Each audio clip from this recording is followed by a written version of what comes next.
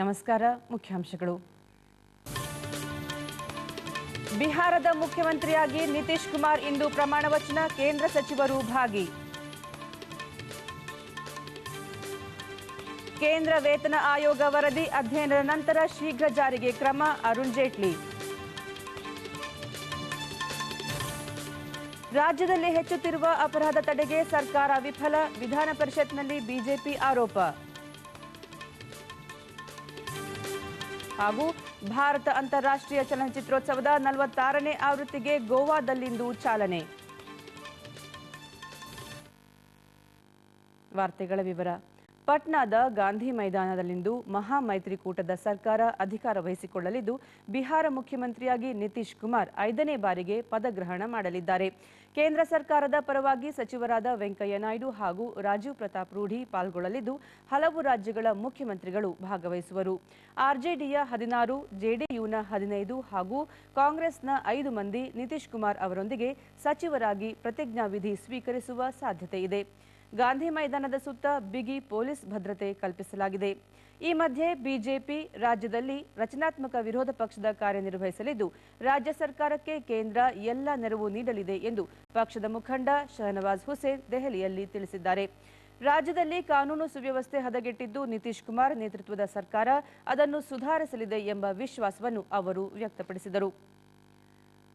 ಕೇಂದ್ರ ಸರ್ಕಾರಿ ನೌಕರರ ವೇತನದಲ್ಲಿ ಒಟ್ಟಾರೆ 23.55% ಹೆಚ್ಚಳ ಸೇರಿದಂತೆ ಹಲವು ಶಿಫಾರಸುಗಳನ್ನು ಒಳಗೊಂಡ 7ನೇ ವೇತನ ಆಯೋಗದ ವರದಿಯನ್ನು ಆಯೋಗದ ಅಧ್ಯಕ್ಷ ನ್ಯಾಯಮೂರ್ತಿ ಎಕೆ ಮಾಥುರ್ ಕೇಂದ್ರ ಹಣಕಾಸು ಸಚಿವ ಅರುಣ್ ಜೇಟ್ಲಿ ಅವರಿಗೆ ದೆಹಲಿಯಲ್ಲಿ ನಿನ್ನೆ ಸಲ್ಲಿಸಿದರು. ವರದಿಯಲ್ಲಿ ಮಾಡಿರುವ ಶಿಫಾರಸು ಕುರಿತು ವಿವರ ನೀಡಿದ ನ್ಯಾಯಮೂರ್ತಿ ಎಕೆ ಮಾಥುರ್, ಕೇಂದ್ರ ಸರ್ಕಾರಿ ನೌಕರರ ಮೂಲ ವೇತನದಲ್ಲಿ 16% ಹಾಗೂ ಭತ್ಯೆಗಳಲ್ಲಿ 63% ಏರಿಕೆ ಶಿಫಾರಸು ಮಾಡಲಾಗಿದ್ದು, ಪಿಂಚಣಿದಾರರಿಗೆ 24% ಹೆಚ್ಚಳಕ್ಕೆ ಪ್ರಸ್ತಾವ ಮಾಡಲಾಗಿದೆ. ವೇತನದಲ್ಲಿ ವಾರ್ಷಿಕ 3% ಹೆಚ್ಚಳದ ಶಿಫಾರಸು ಮಾಡಲಾಗಿದ್ದು, ಫಿಟ್ಮೆಂಟ್ ಸೂತ್ರ 2.57% ಇರಲಿದೆ ಎಂದು ತಿಳಿಸಿದರು. ಗ್ರಾಜ್ಯುಯಿಟಿ ಮಿತಿಯನ್ನು 10 ಲಕ್ಷದಿಂದ 20 ಲಕ್ಷ ರೂಪಾಯಿಗಳಿಗೆ ಏರಿಸಲು ಆಯೋಗದ ವರದಿಯಲ್ಲಿ ಶಿಫಾರಸು ಮಾಡಲಾಗಿದೆ. ಈ ಮೊದಲು ಚಾಲ್ತಿಯಲ್ಲಿದ್ದ ಗ್ರೇಡ್ ಪೇ ಹಾಗೂ ಪೇ ಬ್ಯಾಂಡ್ ಪದ್ಧತಿಯನ್ನು ಕೈಬಿಡಲು ಆಯೋಗ ಸೂಚಿಸಿದೆ. ಕೇಂದ್ರ ಸರ್ಕಾರಿ ನೌಕರರ ಕನಿಷ್ಠ ವೇತನವನ್ನು 18,000 ಹಾಗೂ ಗರಿಷ್ಠ ವೇತನವನ್ನು ತಿಂಗಳಿಗೆ 2,25,000 ರೂಪಾಯಿಗೆ ನಿಗದಿಪಡಿಸಲಾಗಿದ್ದು, ಸಂಪುಟ ಕಾರ್ಯದರ್ಶಿಗೆ ಗರಿಷ್ಠ 2,50,000 ವೇತನ ಶಿಫಾರಸು ಮಾಡಲಾಗಿದೆ ಎಂದು ತಿಳಿಸಿದರು.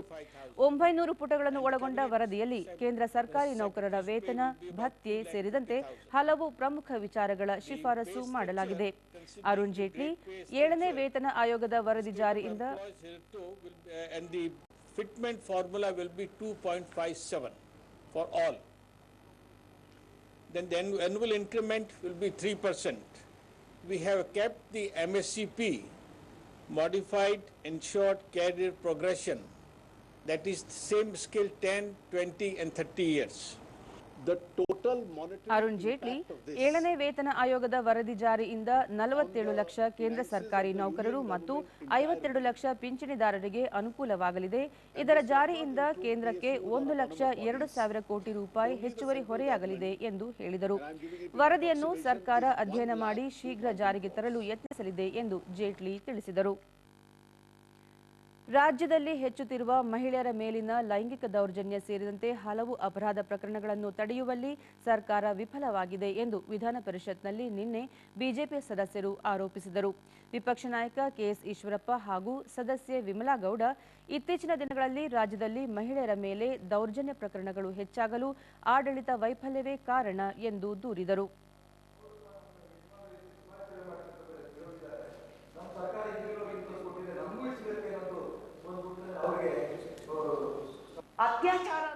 ಮಧ್ಯಪ್ರವೇಶಿಸಿ ಮಾತನಾಡಿದ ಆಡಳಿತ ಪಕ್ಷದ ಸದಸ್ಯೆ ಜಯಮಾಲಾ, ಈ ರೀತಿಯ ಪ್ರಕರಣಗಳು ಸಂಭವಿಸುತ್ತಿರುವುದು ವಿಷಾದನೀಯ.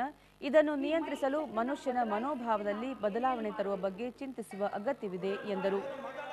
ಗೃಹ ಸಚಿವ ಡಾಕ್ಟರ್ ಜಿ ಪರಮೇಶ್ವರ್, ಇಂಥ ಕೃತ್ಯಗಳಲ್ಲಿ ಭಾಗಿಯಾಗುವವರ ವಿರುದ್ಧ ಸೂಕ್ತ ಕ್ರಮ ಕೈಗೊಳ್ಳಲಾಗುವುದು ಎಂದು ಸದನಕ್ಕೆ ಭರವಸೆ ನೀಡಿದರು.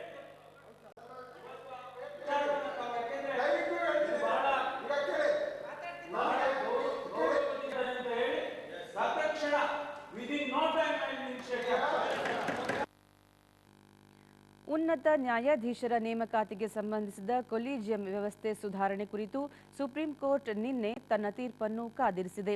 ಉನ್ನತ ನ್ಯಾಯಾಂಗದಲ್ಲಿ ನ್ಯಾಯಾಧೀಶರ ನೇಮಕಾತಿಗೆ ಸಂಬಂಧಿಸಿದಂತೆ ವಿಧಾನಗಳ ಕರಡು ಸೂತ್ರ ರಚಿಸಿ ಸಲ್ಲಿಸುವಂತೆ ಸುಪ್ರೀಂ ಕೋರ್ಟ್ನ 5 ನ್ಯಾಯಮೂರ್ತಿಗಳ ಸಂವಿಧಾನ ಪೀಠ ನಿನ್ನೆ ಕೇಂದ್ರ ಸರ್ಕಾರಕ್ಕೆ ಆದೇಶ ನೀಡಿತು.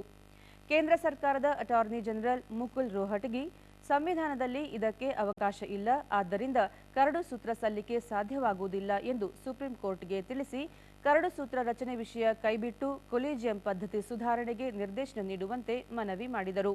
ನಂತರ ಸುಪ್ರೀಂ ಕೋರ್ಟ್ ತನ್ನ ತೀರ್ಪನ್ನು ಕಾಯ್ದಿರಿಸಿ ಅದನ್ನು ಪ್ರಕಟಿಸುವವರೆಗೆ ಪ್ರಸಕ್ತ ಕೊಲಿಜಿಯಂ ಪದ್ಧತಿ ಮುಂದುವರಿಯುವುದು ಎಂದು ತಿಳಿಸಿದೆ. ಬೆಂಗಳೂರು ಕೃಷಿ ವಿಶ್ವವಿದ್ಯಾಲಯದಲ್ಲಿ ಏರ್ಪಡಿಸಿರುವ 4 ದಿನಗಳ ಕೃಷಿ ಮೇಳಕ್ಕೆ ರಾಜ್ಯಪಾಲ ವಜೂಭಾಯಿ ವಾಲಾ ನಿನ್ನೆ ಚಾಲನೆ ನೀಡಿ ವಿಶ್ವವಿದ್ಯಾಲಯ ಅಭಿವೃದ್ಧಿಪಡಿಸಿರುವ ಹೊಸ ತಳಿಗಳನ್ನು ಬಿಡುಗಡೆ ಮಾಡಿದರು. ಕೃಷಿ ಕ್ಷೇತ್ರದಲ್ಲಿ ಸಾಧನೆ ಮಾಡಿರುವ ರೈತರಿಗೆ ಇದೇ ವೇಳೆ ಅತ್ಯುತ್ತಮ ಕೃಷಿಕ ಪ್ರಶಸ್ತಿಗಳನ್ನು ಪ್ರದಾನ ಮಾಡಲಾಯಿತು. ಬಳಿಕ ರಾಜ್ಯಪಾಲರು ದೇಶದ 65% ಮಂದಿ ಕೃಷಿಯನ್ನೇ ಅವಲಂಬಿಸಿದ್ದಾರೆ, ಕೃಷಿ ಉತ್ತಮವಾಗಿದ್ದರೆ ರೈತರ ಬದುಕು ಹಸನಾಗುತ್ತದೆ ಎಂದರು. ಗ್ರಾಮದ ನೀರು ಗ್ರಾಮದಲ್ಲೇ, ಪಟ್ಟಣದ ನೀರು ಪಟ್ಟಣದಲ್ಲೇ ಶೇಖರಣೆಯಾಗುವಂತಹ ಯೋಜನೆಯನ್ನು ಗುಜರಾತ್ನಲ್ಲಿ ಜಾರಿಗೊಳಿಸಿರುವುದರಿಂದ ಅಲ್ಲಿನ ರೈತರು ನೀರಿನ ಸಮಸ್ಯೆ ಎದುರಿಸುತ್ತಿಲ್ಲ. ಇದೇ ಮಾದರಿಯನ್ನು ಎಲ್ಲ ರಾಜ್ಯಗಳು ಅನುಷ್ಠಾನಗೊಳಿಸಬೇಕು. ದೇಶದಲ್ಲಿ ಸಾಕಷ್ಟು ನದಿಗಳಿದ್ದು ಅವುಗಳ ನೀರು ಸಮುದ್ರಕ್ಕೆ ಹರಿದು ಪೋಲಾಗುತ್ತಿವೆ. ಇದನ್ನು ಸಮರ್ಪಕವಾಗಿ ಬಳಸಿಕೊಂಡರೆ ನೀರಿನ ಸಮಸ್ಯೆ ಪರಿಹಾರವಾಗುತ್ತದೆ ಎಂದರು.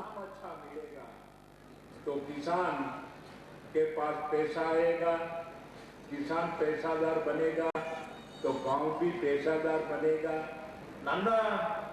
ಕೃಷಿ ಸಚಿವ ಕೃಷ್ಣ ಬೈರೇಗೌಡ ರೈತರು ಸಾಕಷ್ಟು ಸಮಸ್ಯೆಗಳನ್ನು ಎದುರಿಸುತ್ತಿದ್ದು ಇವುಗಳ ಪರಿಹಾರಕ್ಕೆ ರೈತರು ವೈಜ್ಞಾನಿಕ ಪದ್ಧತಿಯನ್ನು ಕೃಷಿಯಲ್ಲಿ ಅಳವಡಿಸಿಕೊಂಡರೆ ಅವರ ಸಮಸ್ಯೆ ಪರಿಹಾರಗೊಳ್ಳುತ್ತದೆ. ವಿಶ್ವವಿದ್ಯಾಲಯ, ಕೃಷಿ ಇಲಾಖೆ ವೈಜ್ಞಾನಿಕ ತಂತ್ರಜ್ಞಾನವನ್ನು ರೈತರಿಗೆ ತಲುಪಿಸುವ ಕೆಲಸ ಮಾಡಬೇಕು ಎಂದರು.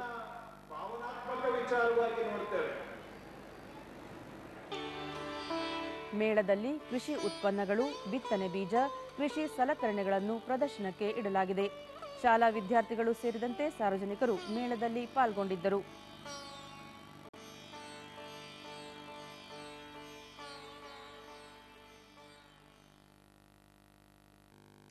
ಚಿತ್ರದುರ್ಗ ಜಿಲ್ಲೆಯ ಹೊಳಲ್ಕೆರೆಯಲ್ಲಿ ನಿನ್ನೆ ಆಯೋಜಿಸಿದ್ದ 109 ಜೋಡಿಗಳ ಆದರ್ಶ ಸರಳ ಸಾಮೂಹಿಕ ವಿವಾಹ ಮಹೋತ್ಸವದಲ್ಲಿ ಸಮಾಜ ಕಲ್ಯಾಣ ಸಚಿವ ಎಚ್ ಆಂಜನೇಯ ಪಾಲ್ಗೊಂಡಿದ್ದರು. ನಂತರ ನವ ದಂಪತಿಗೆ ಆರ್ಥಿಕ ನೆರವು ರೂಪದಲ್ಲಿ ಚೆಕ್ ವಿತರಿಸಿದ ಅವರು ಮುಂದಿನ ವರ್ಷದಿಂದ ಸರಳ ಸಾಮೂಹಿಕ ವಿವಾಹದಲ್ಲಿ ಮದುವೆಯಾಗುವ ಪರಿಶಿಷ್ಟ ಜಾತಿ ಮತ್ತು ಪಂಗಡಗಳ ವಧುವರರಿಗೆ ಸಮಾಜ ಕಲ್ಯಾಣ ಇಲಾಖೆ ವತಿಯಿಂದ 50,000 ರೂಪಾಯಿ ನೆರವು ನೀಡಲು ಉದ್ದೇಶಿಸಲಾಗಿದೆ ಎಂದರು. ನಾವು ಏನಾದರೂ ಮಾಡಿ ಈ ಪರಿಶಿಷ್ಟ ಜಾತಿ ಪರಿಶಿಷ್ಟ ವರ್ಗದವರಿಗೆ ಮದುವೆ ಆಗ್ತಕ್ಕಂಥವ್ರಿಗೆ 50,000 ರೂಪಾಯಿ ಅವರಿಗೆ ಕೊಡಬೇಕು. ಕರ್ನಾಟಕ ಪ್ಲಾಂಟರ್ಸ್ ಅಸೋಸಿಯೇಷನ್ನ 57ನೇ ವಾರ್ಷಿಕ ಸಮ್ಮೇಳನ ಬೆಂಗಳೂರಿನಲ್ಲಿ ನಿನ್ನೆ ನಡೆಯಿತು. ಕಾರ್ಯಕ್ರಮ ಉದ್ಘಾಟಿಸಿದ ವಿಧಾನಸಭಾಧ್ಯಕ್ಷ ಕಾಗೋಡು ತಿಮ್ಮಪ್ಪ, ಕಾಫಿ ಲಾಭದಾಯಕ ಬೆಳೆಯಾಗಿದ್ದು ರಾಜ್ಯದ ಆರ್ಥಿಕ ಅಭಿವೃದ್ಧಿಗೆ ತನ್ನದೇ ಆದ ಕೊಡುಗೆ ನೀಡಿದೆ. ಕಾಫಿ ಉದ್ಯಮವನ್ನು ಇನ್ನಷ್ಟು ಬೆಳೆಸಬೇಕಿದೆ ಎಂದು ಹೇಳಿದರು.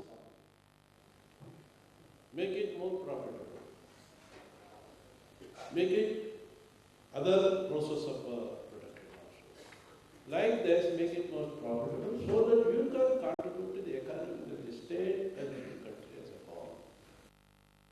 ಪಶುಸಂಗೋಪನೆ ಮತ್ತು ರೇಷ್ಮೆ ಸಚಿವ ಎ ಮಂಜು ಮುಖ್ಯಮಂತ್ರಿಗಳ ಬಳಿ ಕಾಫಿ ಬೆಳೆಗಾರರ ನಿಯೋಗವನ್ನು ಕೊಂಡೊಯ್ದು ಮಾತುಕತೆ ಮೂಲಕ ಇರುವ ಸಮಸ್ಯೆಯನ್ನು ಬಗೆಹರಿಸಲಾಗುವುದು ಎಂದು ತಿಳಿಸಿದರು.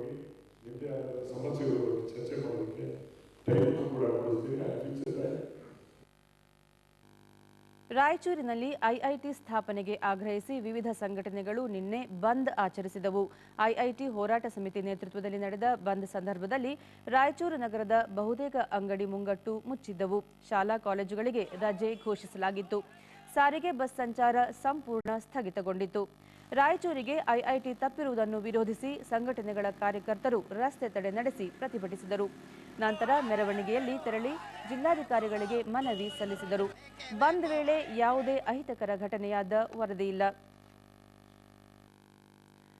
ವಿಶ್ವ ಶೌಚಾಲಯ ದಿನವಾದ ನಿನ್ನೆ ದೇಶದಲ್ಲೇ ಪ್ರಥಮ ಬಾರಿಗೆ ಬೆಂಗಳೂರಿನ ದೇವನಹಳ್ಳಿಯಲ್ಲಿ ಮಲದ ರಾಡಿ ಸಂಸ್ಕರಣಾ ಘಟಕಕ್ಕೆ ಚಾಲನೆ ನೀಡಲಾಗಿದೆ. ಮಾನವನ ಯಾವುದೇ ನೇರ ಸಂಪರ್ಕವಿಲ್ಲದೆ ಮಲಮೂತ್ರದ ರಾಡಿಯನ್ನು ಇಲ್ಲಿ ಸಂಸ್ಕರಿಸಲಾಗುತ್ತಿದೆ. ದೇವನಹಳ್ಳಿ ನಗರಸಭೆ ಹಾಗೂ ಸಿಡಿಡಿ ಸಂಸ್ಥೆಯ ಸಹಯೋಗದಲ್ಲಿ ಈ ಘಟಕ ನಿರ್ಮಾಣವಾಗಿದೆ.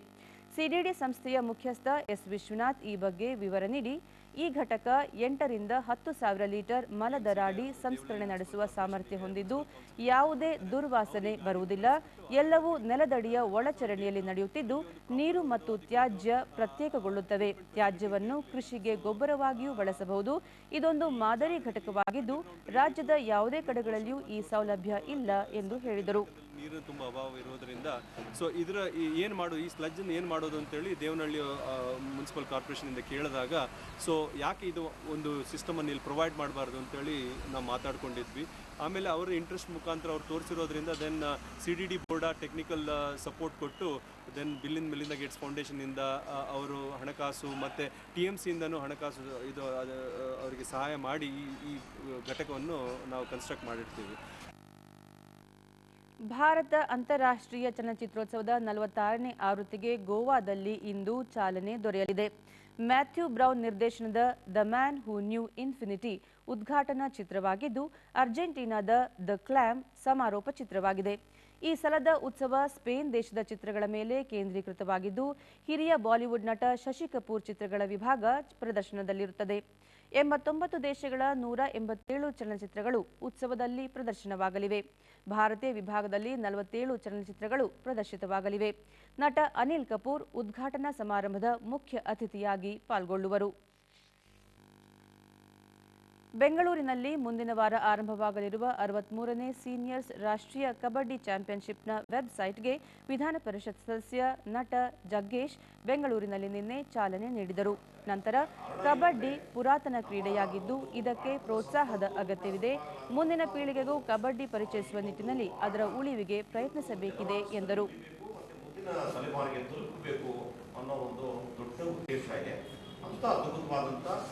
ನಮ್ಮ ಪುರಾತನ ಕ್ರೀಡೆ ಅದು ವಿಶೇಷವಾಗಿ ಮಲ್ಲೇಶ್ವರಂ ಆಟದ ಮೈದಾನ, ಅದು ಪುರಾತನವಾದಂಥ ಮೈದಾನ ಇಲ್ಲಿ ನಡೀತಾ ಇರೋದಂತೂ ನಮಗೆ ಹೇಳಕ್ಕೆ ಅಸಾಧ್ಯವಾದಂಥ ಒಂದು ಸಂತೋಷ ಇದೆ. ಕರ್ನಾಟಕ ಅಮೆಚೂರ್ ಕಬಡ್ಡಿ ಸಂಸ್ಥೆ ಅಧ್ಯಕ್ಷ ಹನುಮಂತೇಗೌಡ ನವೆಂಬರ್ 24ರಿಂದ 29ರವರೆಗೆ ನಡೆಯಲಿರುವ ಈ ಟೂರ್ನಿಯಲ್ಲಿ ವಿವಿಧ ರಾಜ್ಯಗಳಿಂದ ಸುಮಾರು 1,500 ಕ್ರೀಡಾಪಟುಗಳು ಪಾಲ್ಗೊಳ್ಳಲಿದ್ದಾರೆ ಎಂದರು.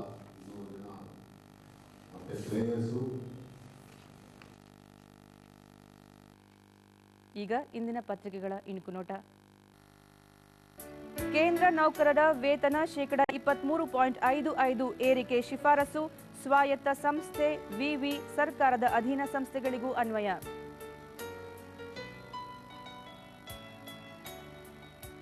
ಗೋವಾ ಮಹಾಗೆ ಸರ್ವಪಕ್ಷ ನಿಯೋಗ. ಕಳಸಾ ಬಂಡೂರಿ ಹೋರಾಟಗಾರರಿಗೆ ಸಿಎಂ ಭರವಸೆ.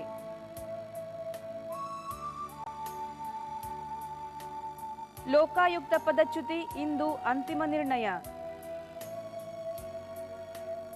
ಮುಂದುವರಿದ ಕೊಲಿಜಿಯಂ ಬಿಕ್ಕಟ್ಟು. ನ್ಯಾಯಾಧೀಶರ ನೇಮಕಾತಿ ವಿಧಿವಿಧಾನ ರೂಪಿಸಲು ಸಾಧ್ಯವಿಲ್ಲ. ಸುಪ್ರೀಂಗೆ ಕೇಂದ್ರ.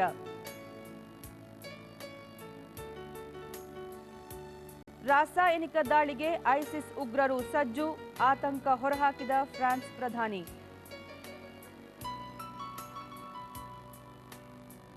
ಇವು ಇಂದಿನ ಪತ್ರಿಕೆಗಳ ಪ್ರಮುಖ ಸುದ್ದಿ. ಉಳಿದಂತೆ ವೈದ್ಯರ ನೇಮಕ ಹಾಗೂ ವರ್ಗಾವಣೆ ಪ್ರಶ್ನೋತ್ತರ ವೇಳೆಯಲ್ಲಿ ಚರ್ಚೆ.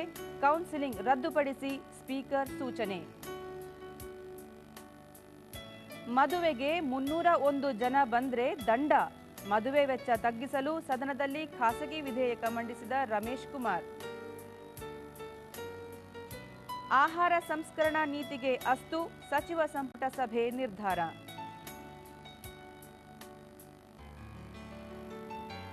ಬಿಡಿಎಗೆ ನಷ್ಟ ಮಾಡಿದವರ ಆಸ್ತಿ ಜಪ್ತಿಗೆ ಜಾರ್ಜ್ ಸೂಚನೆ. ಠೇವಣಿ ಹಣವನ್ನು ಮ್ಯೂಚುವಲ್ ಫಂಡ್ನಲ್ಲಿ ಹೂಡಿದ ಪ್ರಕರಣ.